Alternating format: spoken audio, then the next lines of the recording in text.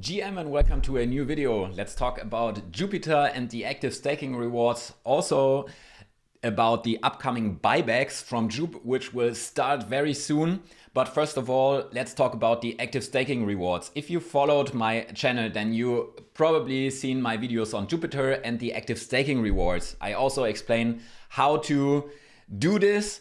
And in this video, it's time to claim. So if you staked JUP and also voted in the ASR period, October till December 24, then you are now eligible to claim. It depends on how many votes you took part in.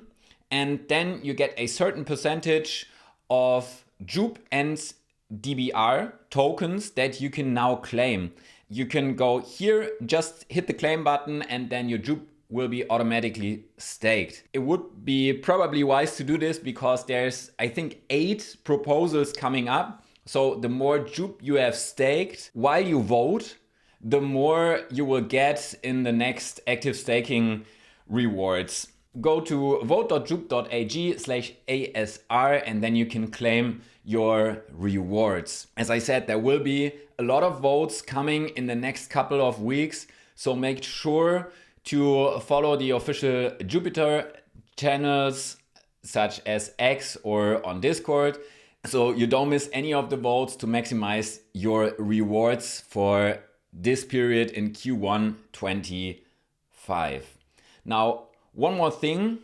Jupiter announced that the buybacks that they announced during the Istanbul conference. If you want to see how the Istanbul conference was, I will link my video logs here from the Jupiter conference that took place in Istanbul.